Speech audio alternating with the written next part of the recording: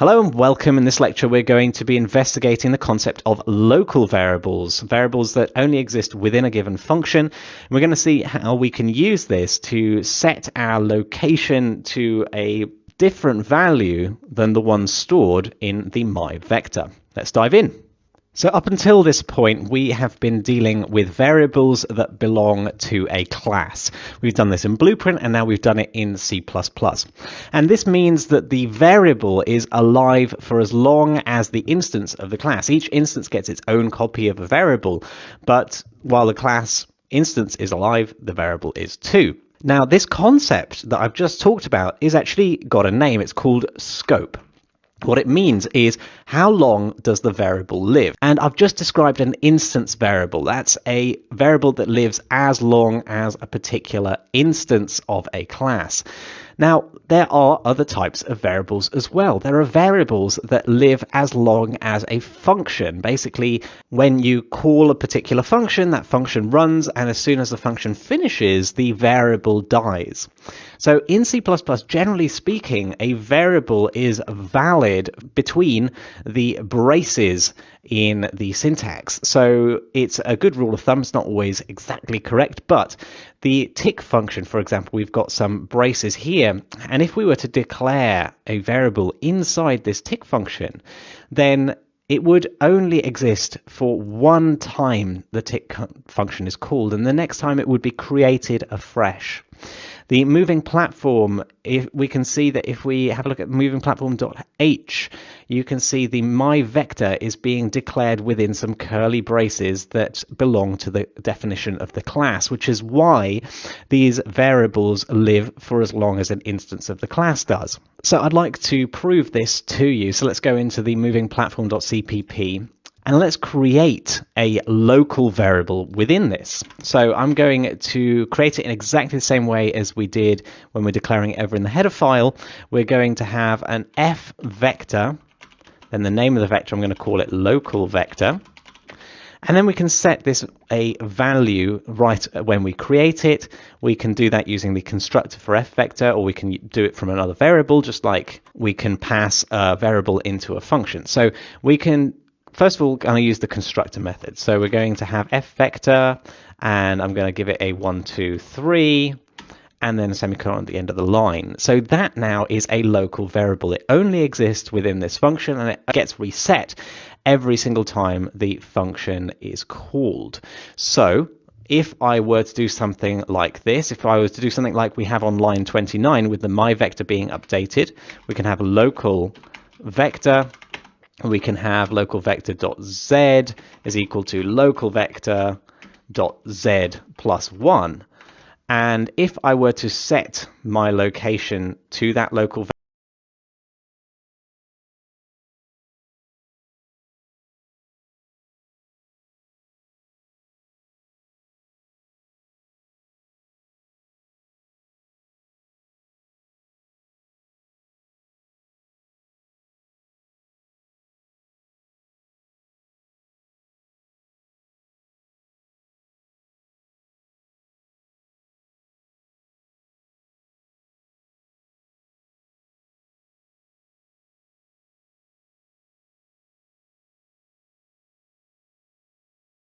vector, it is going to be the same every single frame because we reset and start from the same location, 1, 2, 3, every single tick function. So this function really only exists locally. So I'd like you to try a little experiment as your challenge to set local vector from the my vector. So you're going to basically do, rather than setting it from the constructor, you're going to set it from the value that's currently in my vector. That's going to take a copy of that vector into your local vector. Then I'd like you to set at to location. Hello and welcome. In this lecture we're going to be investigating the concept of local variables, variables that only exist within a given function. And we're going to see how we can use this to set our location within. Hello and welcome. In this lecture we're going to be investigating the concept of local variables, variables that only exist within a given function. And we're going to see how we can use this to set our location to a different value than the one stored in the my vector. Let's dive in. So up until this point, we have been dealing with variables that belong to a class. We've done this in Blueprint, and now we've done it in C++. And this means that the variable is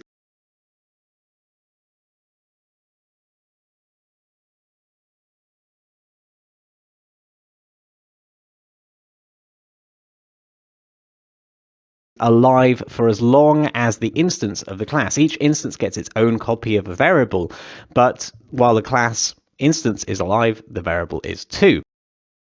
Now, this concept that I've just talked about is actually got a name. It's called scope. What it means is how long does the lives there as soon as speakers declare a variable inside this tick function, then it would only exist for one time the tick function is called, and the next time it would be created afresh. The moving platform, if we can see that if we have a look at moving platform.h, you can see the my vector is being declared within some curly braces that belong to the definition of the class, which is why these variables live for as long as an instance of the class does. So I'd like to prove this to you. So let's go into the moving platform.cpp.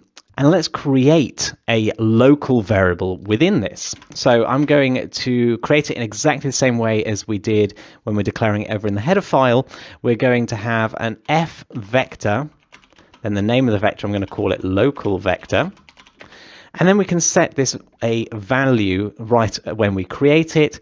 We can do that using the constructor for f vector, or we can do it from another variable, just like we can pass a variable into a function. So we can first of all, I'm going to use the constructor method. So we're going to have f vector, and I'm going to give it a 1, 2, 3, and then a semicolon at the end of the line. So that now is a local variable. It only exists within this function, and it gets reset every single time the function is called. So if I were to do something like this, if I was to do something like we have on line 29 with the my vector being updated, we can have a local vector. We can have local vector.z is equal to local vector.z plus 1. And if I were to set my location to that local vector, it is going to be the same every single frame because we reset and start from the same location, 1, 2, 3, every single tick function. So this function really only exists locally. So I'd like you to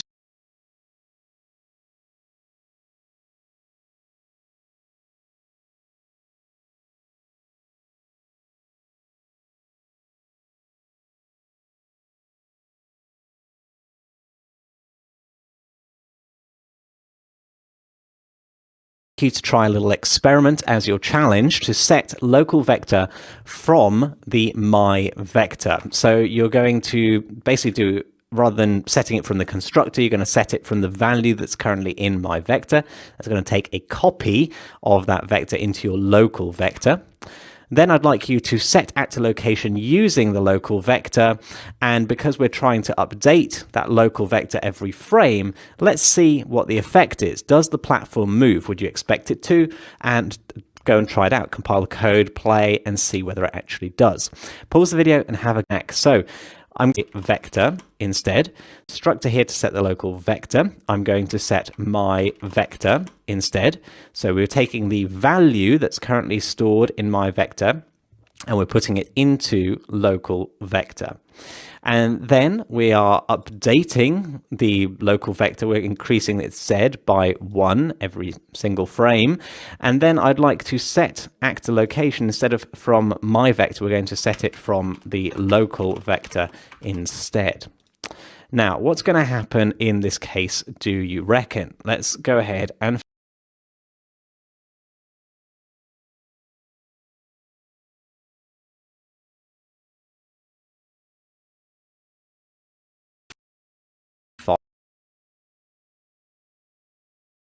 instead of using the constructor here to set the value, the vector. And then we are updating the local vector. We're increasing its z by 1 every single frame. And then I'd like to set actor location instead of from my vector. We're going to set it from the local vector instead. Now, what's going to happen in this case, do you reckon? Let's go ahead and find out. I'm going to hit the compile button.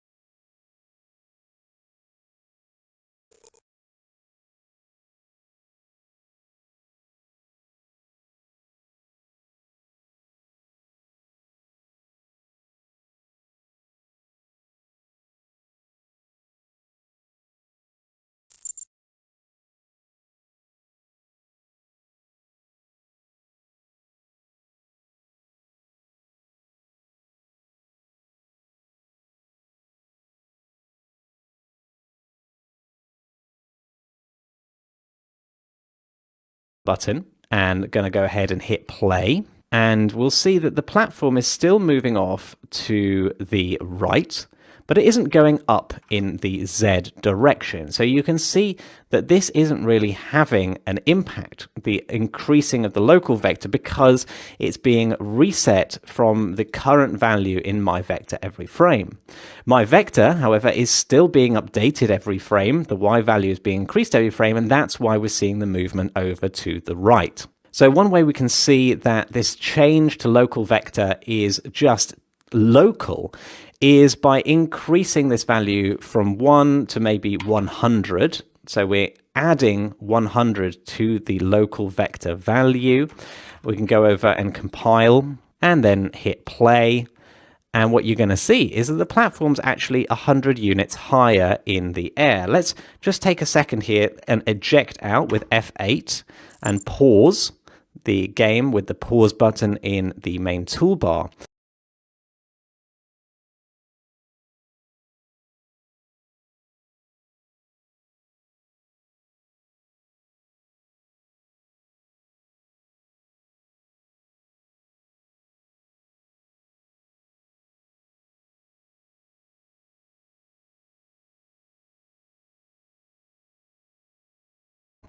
And then select our moving platform to have a look at it in the details pane. To do that, I'm having to actually click on it in the viewport for some reason.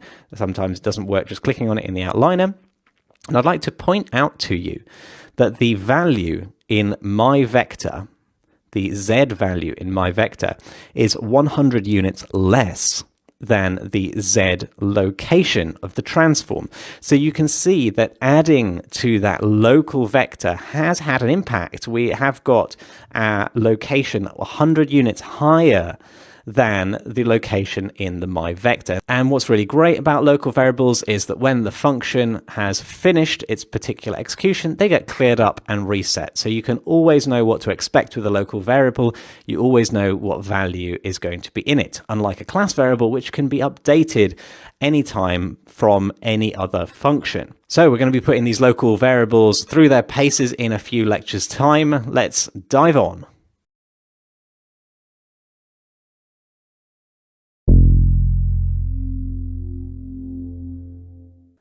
Hello and welcome. In this lecture, we're going to be learning about comments, these things in green in Visual Studio Code, and how we can use them to write pseudocode to essentially be a note to ourselves on how we want to implement something. Let's dive in and learn about these concepts.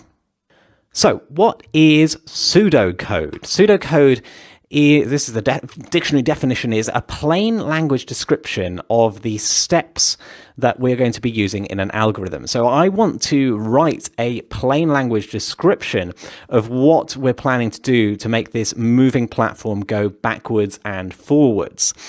Now, to do that, I could write it out on a piece of paper, but I could actually write it into my code without having to worry about making sure it's correct C++. And that is the whole point of pseudocode. But to do that, we need to know one more piece of the puzzle, which is, what is a comment? A comment is code that is ignored by the compiler. So it's a way of writing into our text file stuff for humans to read that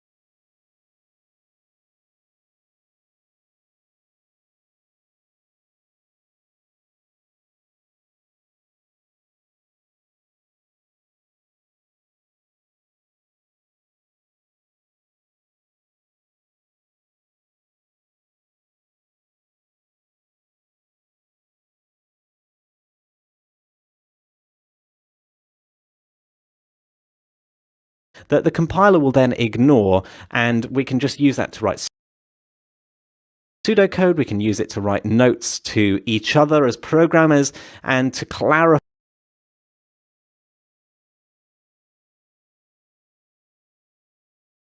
what it is we're trying to do in a piece of code. So let's have a look at doing this over in the moving platform CPP in tick.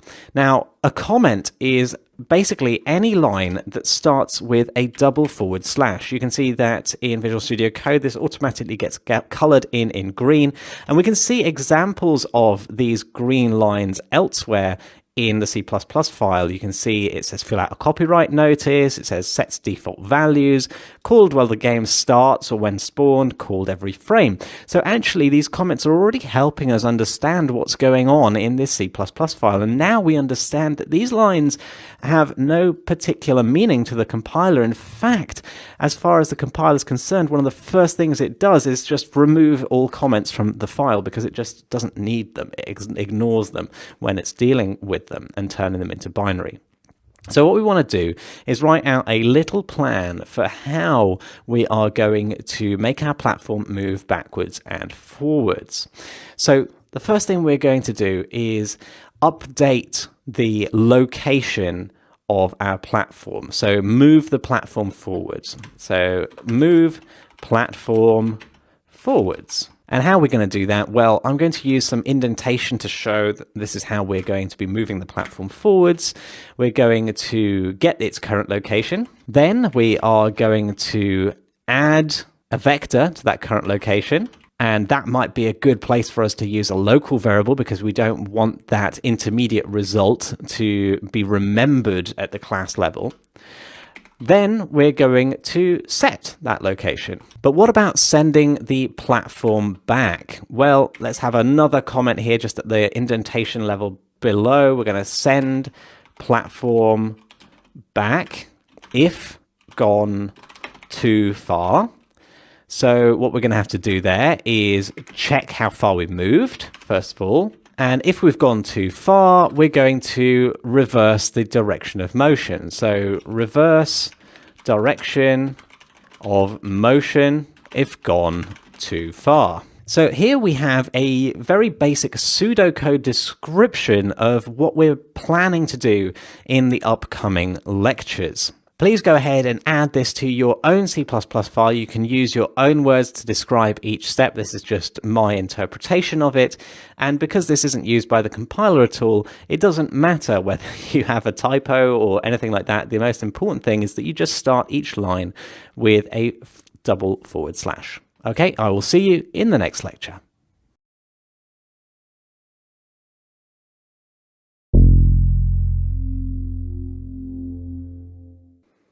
Hello and welcome. In this lecture, we're going to be learning about how we can get outputs out of functions in C++, and we're going to use this to vastly simplify our code and to start implementing some of that pseudocode we've written. Let's dive in.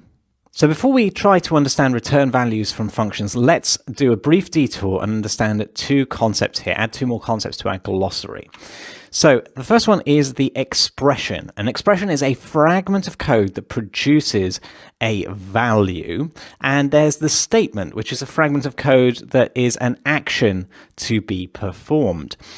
Now, these two actually have a relationship in that an expression almost always is a statement, in that to calculate the value of a fragment of code, it needs to be an action to be performed.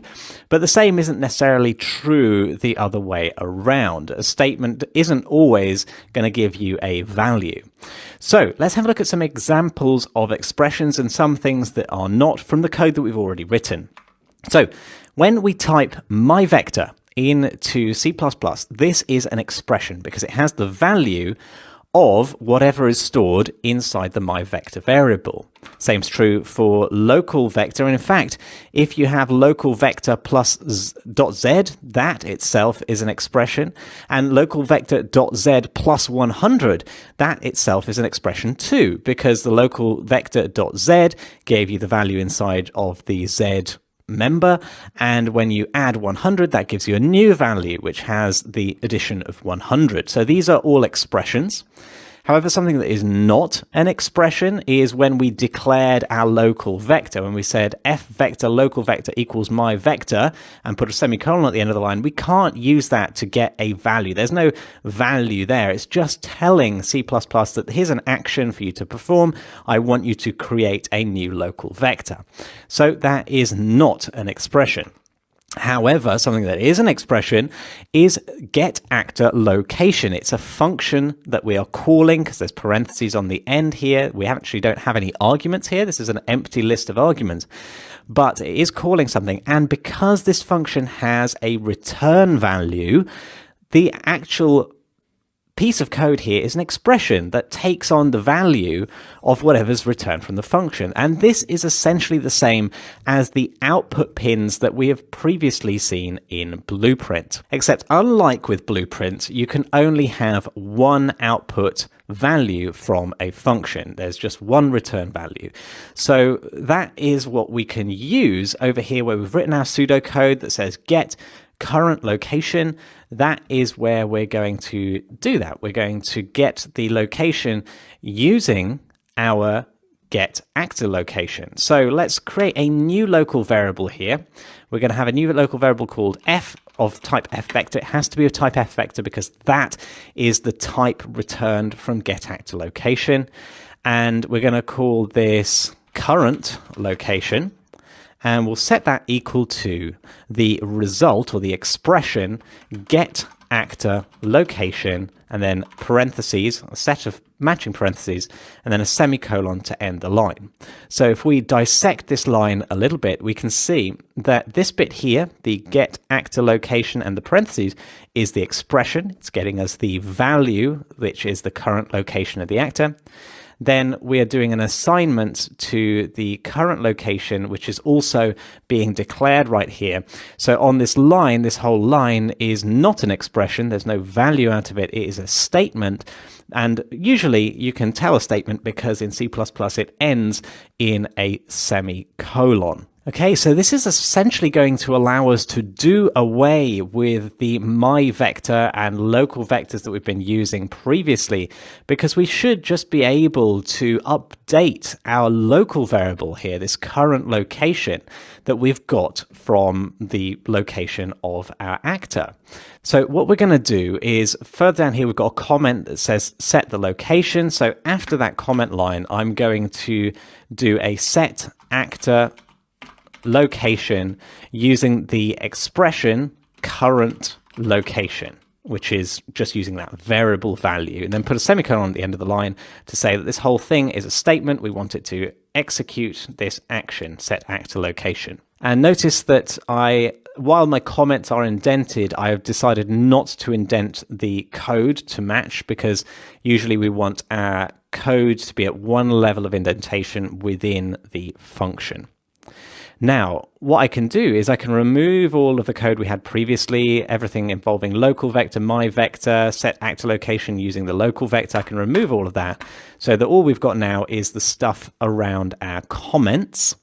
And also I'm going to go over into the header file and clean things up a bit here. We no longer need the my vector. We no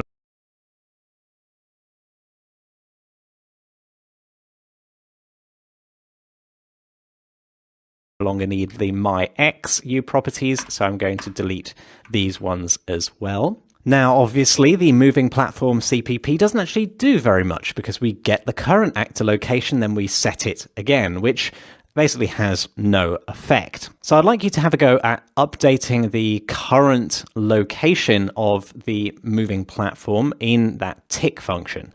So use the X or Y members as you see fit. Well, X will move you forward, Y will move you to the right.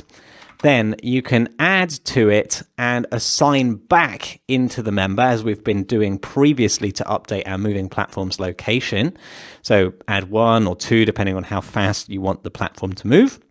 And then move the platform to its start location, because now we don't have that member variable to tell it the start location. We're actually using the current location. So wherever you place that platform, that is where the platform is going to start from. And then I'd like you to compile and test your code and see if it's moving as you'd expect. Pause the video and have a go. Okay, welcome back. So we're going to be placing this line of code just underneath the comment that talks about it, add vector to that location. And the reason we're putting it here is because of the order. We want to get the current location, update it, and then set it. We don't want anything out of order to happen there. If we were to update it before we created the variable, well, that variable wouldn't exist. Remember, it's a local variable. It only exists once we create it within this particular the func x I'm going to use would just be chucked away when we got to the closing brace in the function. So we're going to set the current location dot x I'm going to use equal to the current location dot x plus 1. And then put a semicolon on the end of the line, and we're going to go back into Unreal, and we're going to hit the compile button. And as I mentioned, we now need to go and move this moving platform to its starting location. So I'm going to click on our third person character, and I'm going to copy his location by right clicking on the location, hitting copy, then go into our moving platform,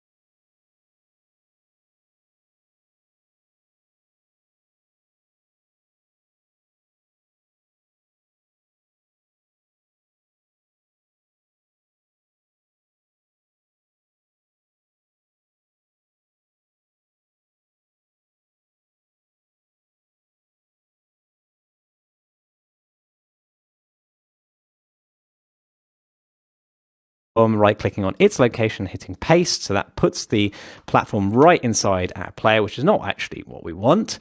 So I'm going to move it slightly off to the right of the player like so.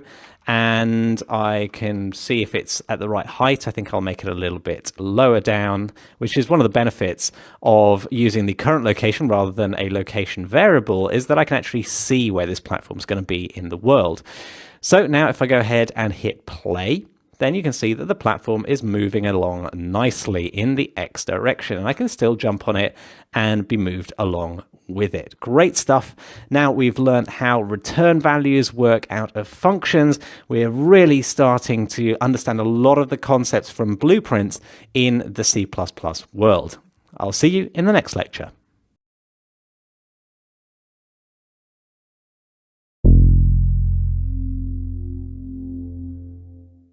Hello and welcome. In this lecture, we're going to be looking at how we can set our moving platform using a vector velocity in its member variables, and we're going to look at how we can make its movement frame rate independent using something called delta time. Okay, let's dive in. So up until this point, we have been just updating a single component of our vector at a time. Now, what if I told you that we don't have to do it this way? What if we can just update the whole vector by a certain amount in one go? Well, we can. Vectors can be added to other vectors, as we've seen in the previous section. So what we could do is go over to our moving platform.h and create something which is our moving platform velocity vector that tells us both the direction and the speed at which we want to go. So the way we do this is create a rather familiar by now U property, and we're going to make it edit anywhere so it's visible in the inspector, and then it's going to be of type F vector as we've done before, and we'll call it the platform velocity. And we can give it something for now, so we're going to do an F vector constructor, and then we'll just give it say 100 in the X component and 0 in the others, and then a semicolon to finish it off. And I want to show you just one more trick here, is that a lot of it, or be of type f vector as we've done before, and we'll call it the platform velocity. And we can give it something for now, so we're going to do an f vector constructor, and then we'll just give it say 100 in the x component and 0 in the others, and then a semicolon to finish it off. And I want to show you just one more trick here, is that along with edit anywhere, we can put another comma separated argument to this u property thing, which looks a little bit like a function actually.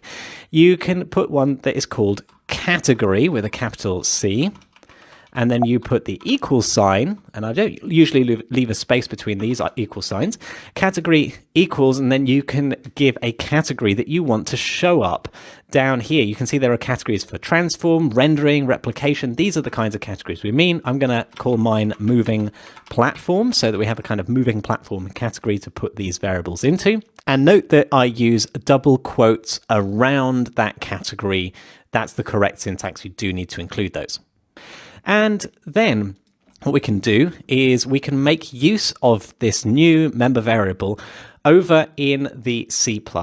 So instead of setting the x component of current location, let me entirely remove that line and rewrite it as the current location is equal to the current location plus platform velocity, like so. Put a semicolon on the end of the line, and let's go over into Unreal and hit compile and see how this goes. So that's compiled successfully, and you can see I now have this moving platform section on my moving platform with a platform velocity, and its x component is set to 100. What happens if I go and hit play? Well, the platform speeds off rapidly into the distance because I'm adding 100 units every single frame.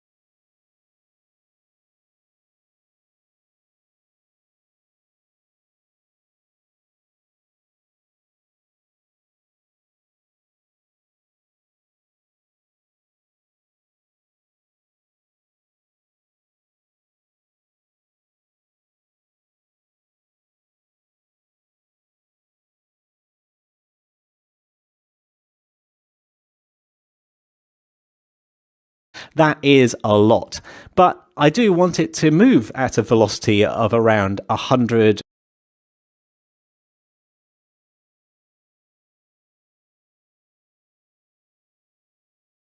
centimeters per second. That's just 1 meter per second. It's not very fast.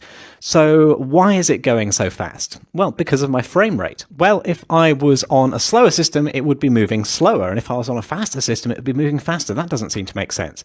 So let's talk about using delta time. What is delta time? Well, using delta time in Unreal can tell us how long each frame took to execute. Where's delta time? Well, if you go to Visual Studio Code, you can see delta time is a variable mentioned here at the top of tick. This is actually a input parameter. It's the input to our function. So we can use it here essentially like we'd use a local variable. We can use it within the body of the tick function. So it tells us how long a frame took to execute. But why is that important? Because when we multiply something by delta time, it essentially makes our game frame rate independent, which basically means that the game behaves the same on a fast or a slow computer. So let's take a look at an illustrative example. If I want to each second move something by 1 unit to the left, here's how it would look on different machines. I've got a slow computer, it can only do 10 frames per second, and a fast computer, which can do 100 frames per second. Now, the duration of those frames is different. So on the slow computer, the duration of the frame is 0.1 of a second, if I can only fit 10 of them into a second. And on a fast computer, it would be 0.01 of a second, so much less, because it can execute things faster. It doesn't take as long to compute a frame. So if I multiply by the duration of the frame, I multiply my 1 unit by the duration of the frame, then you're going to see that in 1 second, so where 10 frames have been executed, I get 1 unit of movement.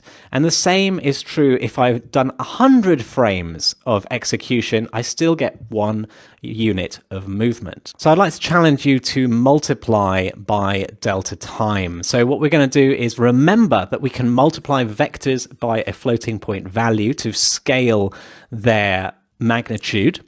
And the way we can do this in C++ is using the star operator. That is how we do multiplication. There's no multiplication sign operator. It would be confused with an X.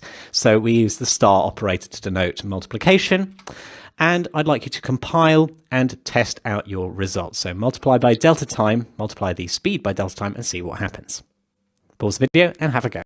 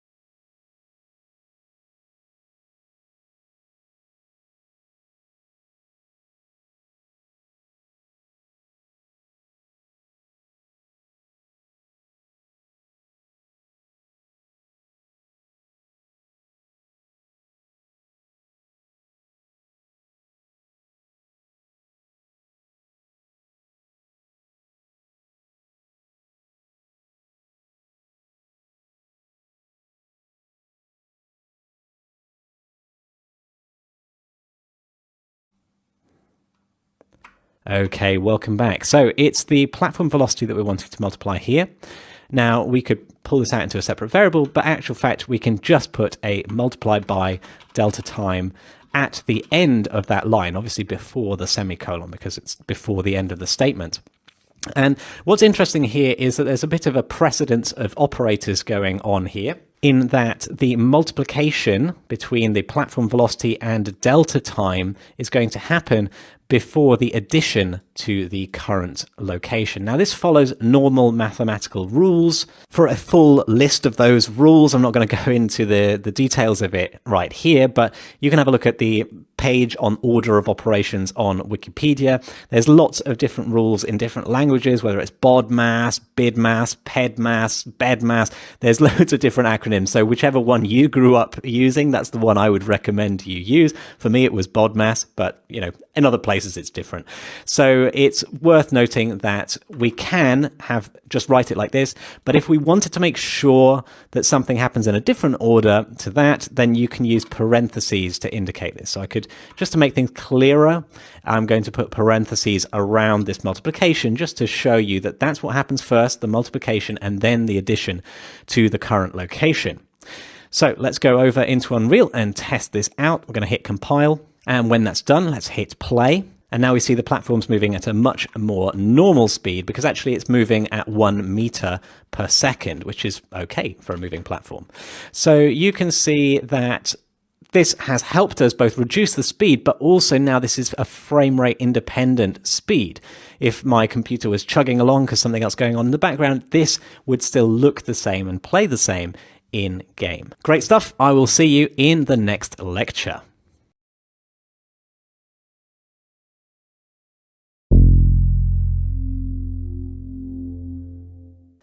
Hello and welcome. In this lecture, we're going to be calculating the distance our platform has moved from its starting location and displaying it in the editor for us to check and debug.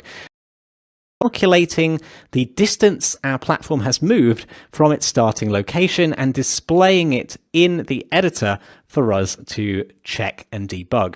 Let's dive in and see how this is done. So currently we've seen that we can implement the first part of the pseudocode we've written, the move platform forwards, now works. So it's the send platform back that we've not yet covered. And you can see the first comment there is check how far we've moved. So how do we go about checking how far we've moved since the start of play? Well, there's two components to this. First of all, we need to figure out the difference between two vectors and the distance between the two. And the other thing that we need to figure out is how to keep track of where we started from. Well, the first part is relatively straightforward, thankfully. All we have to do there is go over to our moving platform.h, and we want to create a new variable in here, but not one that is exposed to blueprints for once. This is just a variable for C++ only, so we don't need to put a U property over the top of it. And it's going to be an F vector called start position, or location, to use the same terminology as is used in Unreal. And we're not going to set this to any value off the bat because it wouldn't make any sense. The start location, we don't know it yet, but we will know it in begin play. So that's what we're going to do. We're going to go over to the C++, and in begin play, after the begin play bit, we're going to set our start location. So we can say start location. And remember, we don't put the F vector here in front of this because we're trying to refer to a class variable rather than create a local variable. So we're going to set the start location equal to the get actor location, because at the beginning of play, the actor is at the start. So we've set the start location, and that now means we've got a variable that lasts to the entire instance of this class, so we can use it over in tick as well. And we've got a variable that we can try and find the distance between. We can say, hey, how far has the current location deviated from that start location? Well, to be able to do this, I need to add a little bit more C++ syntax to our glossary. First, it's going to be called the scope resolution operator, which is a little bit confusingly named, but actually it's this double colon operator that we've actually seen in our C++ file before. And essentially all it does is it allows you to look inside a class in the same way as the dot operator allows you to look inside an instance of a class. So let's have a look at this in a bit more detail. We know that the tick function belongs to the moving platform class, but it doesn't belong to a particular instance of that class. All instances of moving platform share the same implementation of tick, which is what it means to be a class. So the scope resolution operator here between moving platform and tick is actually telling us that this is the tick that belongs to the moving platform class, in the same way as previously we were using the dot operator to get the X that belongs to, say, the current location. Current location was a particular instance of an F vector, but we can use this to get hold of functions that belong to the F vector class and don't run on a particular instance of that class. So one example is getting the distance between two vectors. The way we do this in Unreal is to use a function that is on the F vector class. So we would do F vector then colon colon to look inside that class at what functions it has available to us. And we can look through, and now I just draw your attention to the autocomplete that's popping up at this point. I haven't mentioned it in the past, but when we are doing these operations, it's actually trying to be smart and tell us what functions are available inside of that F vector class. And you can see there's quite a few of them. The one we are looking for is called dist, short for distance. Now you'll also notice that there is one actually called distance, and that's actually synonymous. We could use either of them, but I'm going to use the shorter one to keep the code more concise. And we can open up the parentheses.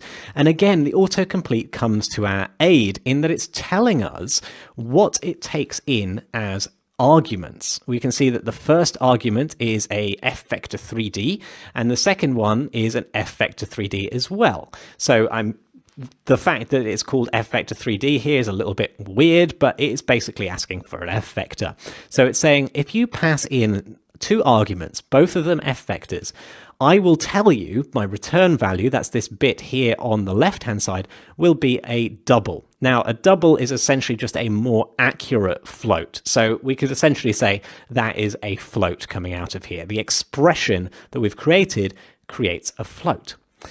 Awesome. So what we're going to do is we're going to try and find the distance between the start location. So we're going to type start location as the first argument. And then the second one is going to be the current location. Now, don't worry, at this stage, it doesn't actually matter which way we put this round because the distance between two vectors will be the same whether you start from A to B or B to A. It's always going to be the same distance. So we could have put these either way if you like. So now we've got an expression that returns a float. So I'd like to challenge you to update a U property using this expression so that we can see what its value is. So create a new U property float and call it whatever you like, and then update this every tick with the value of f vector dist, and then play the game and see what happens. Do you get the output that you'd expect?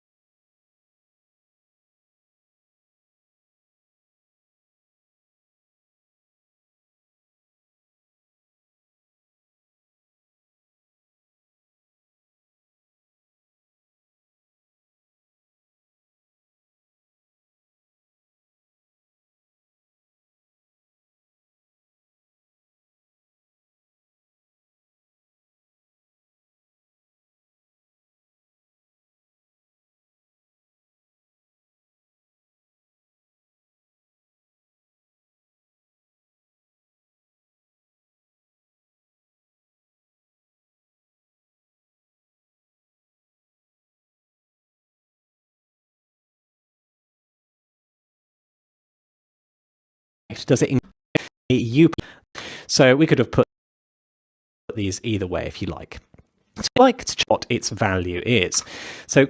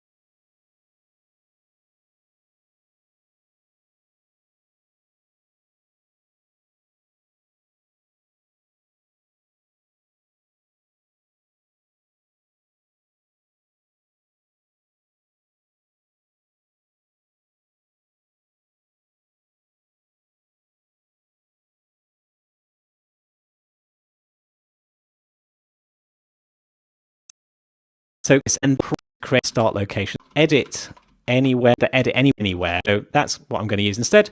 How is it? Well, we also have a visible anywhere, which doesn't allow us to edit it, but does allow us to see it. So that's what I'm going to use instead. I'm going to leave the category off here for simplicity because we're just using this variable to be able to see what's going on. It's going to be of type float, as I mentioned, and I'm going to call this the distance to set it. We're going to go over in date hasn't gone through. So I'm going to take this distance moved. Moved is equal to f vector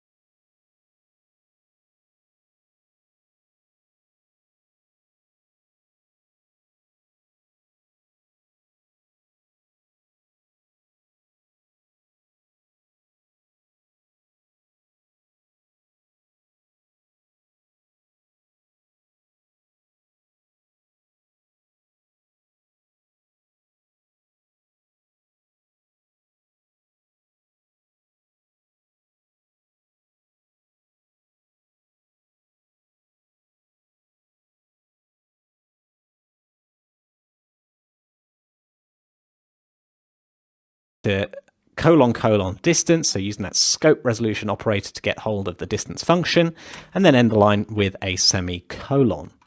Okie doke, so we're going to go ahead into Unreal and hit the compile button, and we can go ahead and close the terminal, and we should see this distance moved showing up as -1. You can see it's grayed out because I cannot edit it, because it's visible, not edit anywhere. So let's go ahead and hit play. And we're going to have to make sure we select the moving platform in the outliner, and we can have a look at the distance moved here. And you can see the property is rapidly ticking up at about 1, 2, 300 per second. So it's going at the speed that I would expect it to be, namely 100 per second. So looks like a success. We've been able to calculate the distance moved and also visualize it. Great stuff. I'll see you in the next lecture.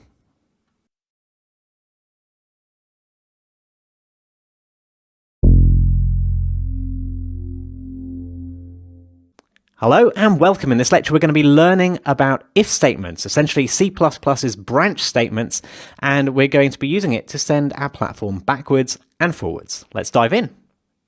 So there are a couple of places in the comments now where we mention that we should do something if we've gone too far. How do we do this if? Well, previously in Blueprint we did that if with a branch node. Now in C++ there is a similar concept, and it's called an if statement. So here's a branch node that we had as an example previously, and you can see we had this variable. It says I'm hungry, it's a boolean, and we could put it into the condition. And then we could have either a true execution branch or a false execution branch, and we could execute code, functions, anything in Blueprint. In C++, it's very similar, except it's textual. So we'd have a variable called I'm hungry, which is a boolean, and we can just say if and have parentheses around that. Then we would open up some curly braces after our if statement, often on the next line. And then within these curly braces, we can execute the stuff that should happen if it is true. So we're saying, if I'm hungry, eat junk food while the wife isn't watching. And then we can close our curly braces to say, okay, that's the end of the stuff that should happen conditionally. And then there's an option that if we wanted to put a false branch, if we wanted to connect something up to the false here, then we put an else keyword and we can start a second set of braces. And in here we could do keep playing video games, and then we can close the braces. Now here we can have as many lines as we like between these braces. It's not necessary that there's just one single line. So you could add a lot of code in here if you want to, or you can just have a single line.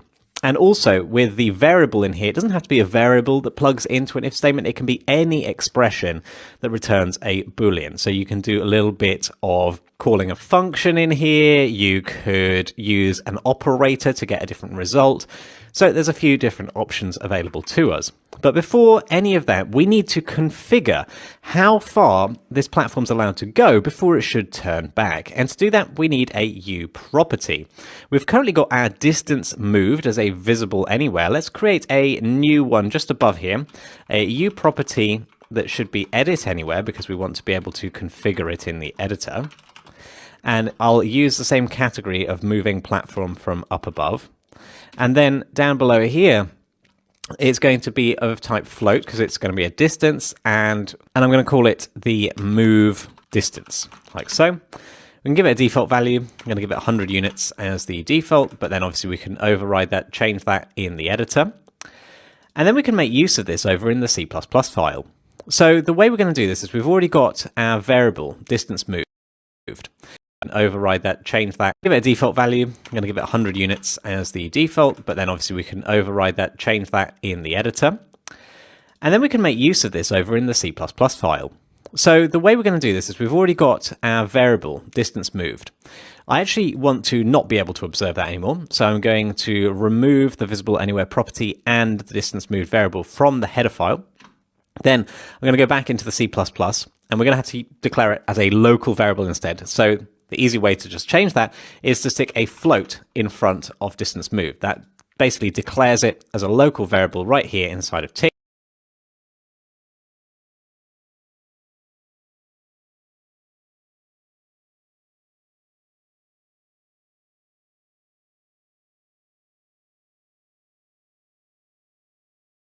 Which means that we know it's completely fresh each time we use it.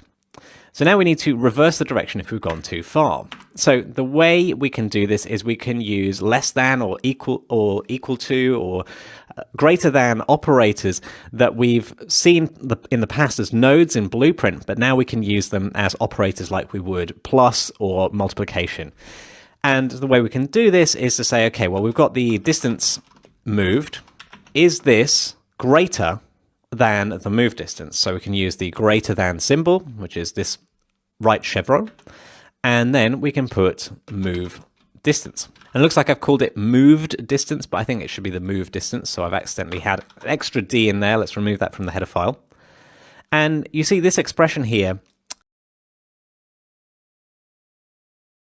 returns a Boolean. So we can actually use it inside our if statement. So what we can do is we can say if space open brackets, and then I'm going to cut this expression and paste it into those brackets. So it's saying if the distance moved is greater than the move distance,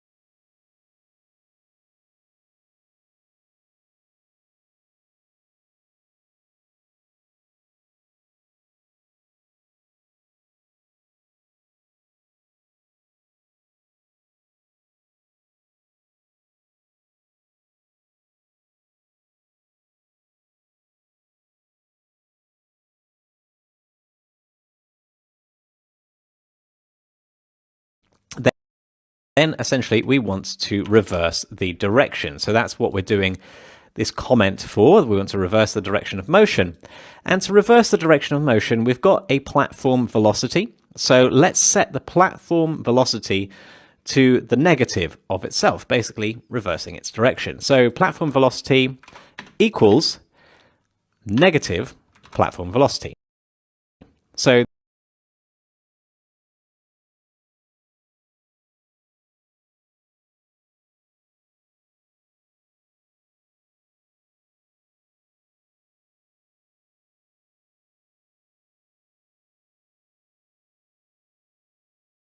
that's going to basically flip the arrow of the velocity. I'm going to put a semicolon on the end of that line.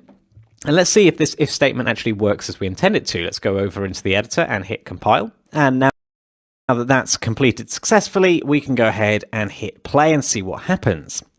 So I'm expecting it to go forward and backwards pretty much as it's doing, and that's pretty good. Now, what's actually going on is it's going a little bit past its starting point. The reason for that, so if we have a look, that's the starting point, and if I go and hit play and look to the side from the same angle where my player is standing, you can see it's going the same distance from the starting point in each direction. And that's because when we look at what's being calculated here, the distance moved is from a start location that never changes. We never update that start location, so we're going in the negative direction. We're then going to travel past it the same amount as we traveled the other way. So that's not how I want my platform to work. So I'm going to challenge you to update the direction. We're then going to, and that's because when we look at what's being calculated here, the distance moved is from a start location that never changes. We never update that start location, so we're going in the negative direction. We're then going to travel past it the same amount as we traveled the other way. So that's not how I want my platform to work. So I'm going to challenge you to update your start location. We're going to be doing that inside the if statement, so it's only going to happen when we reach the end of our travel. And you're going to set it to the current location so that basically we reset our starting point to the other side, and then we can be traveling in the opposite direction. So test the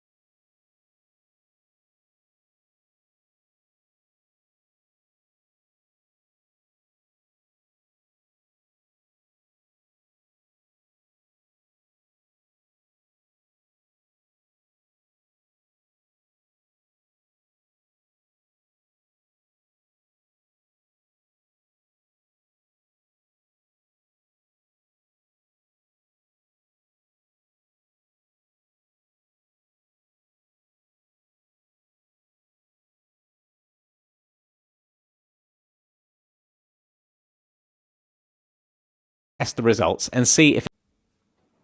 Okay, welcome back. So we're going to, after we've reversed the velocity here, It doesn't actually matter whether it's after or before because they don't have an impact on each other. We're going to set the start location equal to the current location, which essentially means that in the next frame, the distance moved is going to be 0, because we know that the distance between the start location and itself will be 0. Let's go back into Unreal, hit the compile button, and when that's done, let's hit play and see what happens now. So I expect this to go forwards and backwards, there you go, about the same amount of units. Always going back to its starting location, not going back any further, which is fantastic. Just what I wanted to happen. So that's it for this lecture. We've learned how to use our if statements and Boolean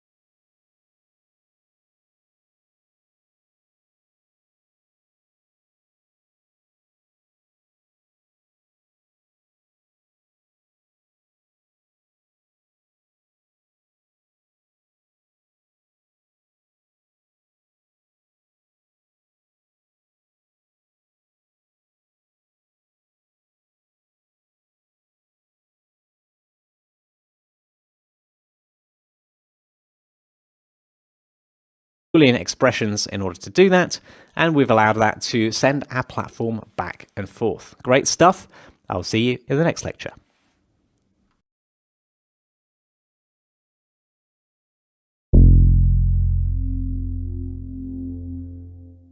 Hello and welcome. In this lecture, we're going to be introducing member functions and this getSafeNormal function that will allow us to get hold of the direction of a particular vector. Let's dive in.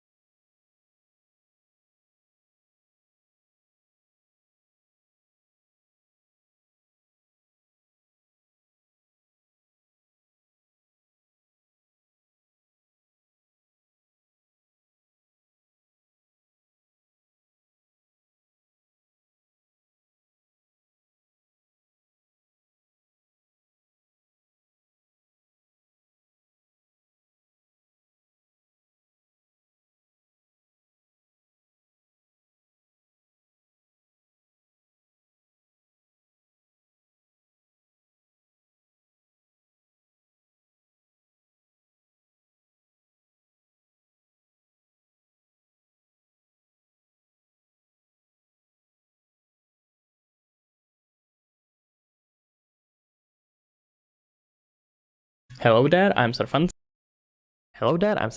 And in this tutorial I would like to show you how to create endless jumping game, something like Doodle Jump. You can make it for PC or for mobile, it's up to you. Let me show you how it looks like. In the game you can jump from one wall to another. Somewhere here you hopefully can see how it looks on the mobile phone. You can use gyroscope to control it, etc, etc.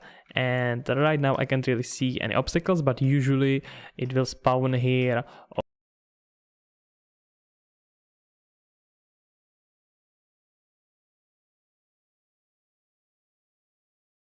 also some springs that will let you jump higher, and here we have one.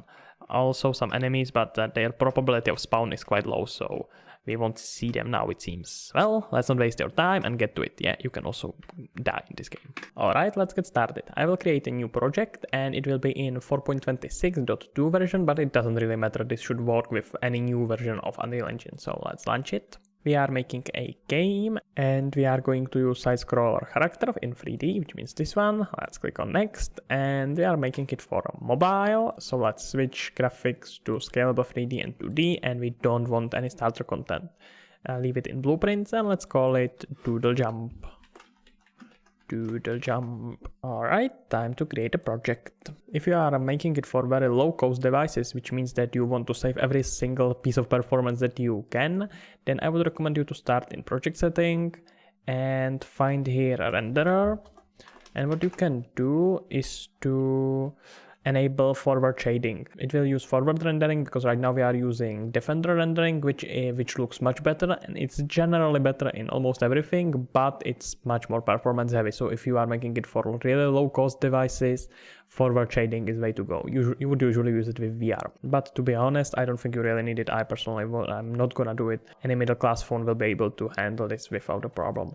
So that's it, and you also will probably want to set up your setting for Android and iOS, which if you are going to publish your game, you also have to set up everything here, which means configure it right here and now. You can find plenty of videos on the internet. I'm not going into there now, because right here we are just going to focus on how to make Doodle Jump.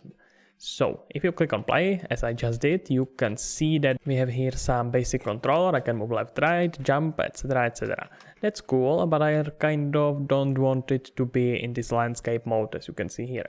So what I will do is to go into add project setting. Let's start with project setting, and you have to click on Android or iOS, but that is the same setting in iOS, and you have to find your orientation and switch sensor landscape to portrait. Portrait is basically this setting. This is landscape, this is portrait.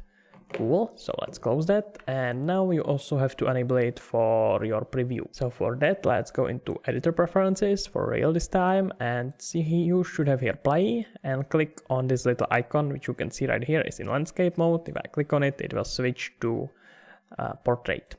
Now if you click on play, nothing happens because you're using this viewport, but if you click on this little arrow and enable new editor window, it should work just fine. Yes, you can see it looks pretty cool. It's always good to do this on the start of the project because you know what kind of resolution and what kind of orientation you are making your game for. So now when we have everything set up, let's try to create these walls that you can jump from. And you can see that main problem in Doodle Jump, if you go from the lower part of the screen, basically jumping up, you can fast jump through that, which you can't really do here. So we will want to set it up and that if our player is jumping out, it will go through these desks or walls, let's call it walls for now. And if he is falling on that, from up to down basically, he will jump from it. Let's start by creating a blueprint for it. So let's go into in content, let's go into side scroller PP and blueprints. Right click here and we will want to create blueprint class actor. And let's call it wall_BP. Let's open that and let's start by adding here a cube. That's cool. And the other thing is we want to add here actually we don't even need collision now that I'm thinking about it. Let's leave here just a cube and change its dimensions a bit. Let's make it wider and maybe a bit lower on z-axis. So now if you put it on the game or to the game, it should look something like this. But I actually want to rotate it, and rotating it would be kind of a pain. So let's scroll up here and change this axis. I want to have 2.5 on y-axis and 1 on x-axis. And let's even lower our Z to 0.2. So now it should look like this. But I of course still can't go through that. So we will set it now. What we will do is to scroll down here and use our collisions. So right here you have collisions preset, and with setting these collisions preset you can basically use any object as collision trigger. So we will do that and set it to overlap all. Or we can just set it to overlap dynamics, but it doesn't matter. Let's set it to overlap all, and now I should be able to jump through that. Exactly, that's cool. So next thing is we need to figure out how to let it know that player is either falling or jumping. And we want it to work and jump him up, let's say, only in case that he's falling. And there is very simple solution to that. So let's click here on right on component begin overlap. And first of all, you want to cast to side scroller character. Side scroller character right here, which is exactly the spawn. You can find him here. And connect our other actor. And what you want to do is to get velocity. So let's get velocity. Come on. And the only velocity you will want is our Z, because Z is basically how much he's moving on up and down axis. So first of all, let's actually demonstrate it in the game. We will use event kick and connect it right here. And let's print that. So print string. And connect our Z value right here on the left side. So now once I trigger that by jumping through that, you can see that every time he's jumping up, he has these values in plus, but every time he's jumping down or falling, these values are in minus, which makes sense, right? It's velocity either against gravity up or to gravity or together with gravity, whatever it is called, but that's exactly what we will use, because right here we can create simple check that will see if that number of velocity is lower than 0 or higher than 0. So let's do exactly that. If you want to quickly delete this line, you can press Alt on your keyboard and left click. Alright, so from here let's put here branch, and as our condition we will use float, and we want float bigger than float.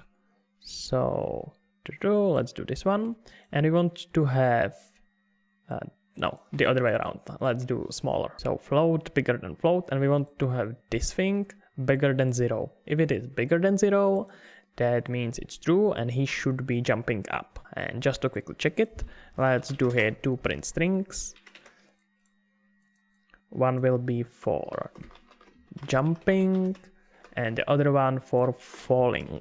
And let's see if it works. So right now, if I just jump there, you can see that he's jumping. And if I let him really fall through there, he recognizes that it is falling, which is very important. Because if he is jumping, we don't want to do anything. We really want him to go through that. But if he is actually falling on that, we want to use that and let him launch to the air and basically jump again. So what we will do on our jumping, let's use launch character. So we will S side scroll character, take it here, and use launch character.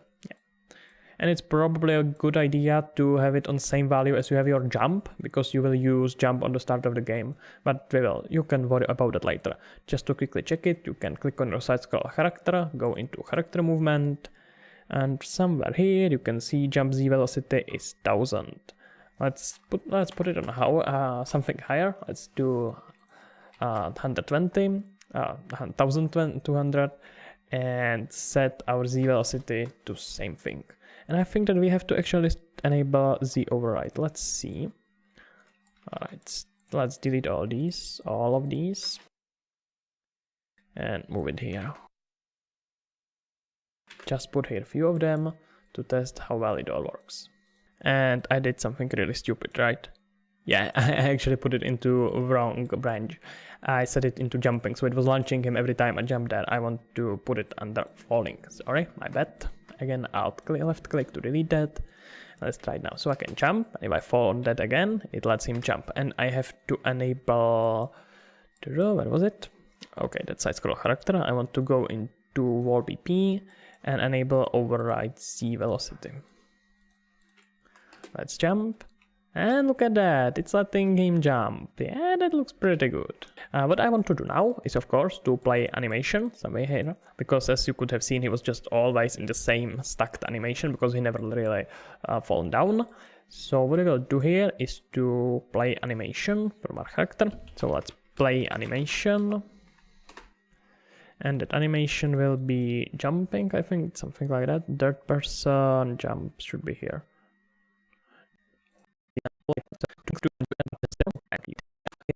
So I'm just checking here. I consider it pretty well, disabling it. So click on play, and you can see that it works pretty well. And maybe I and you could also see that he jumped through all of them and jumped and was launched on from the highest use only like that. That's cool. But it would be sure one. It's very simple to set up. So we will go into construct.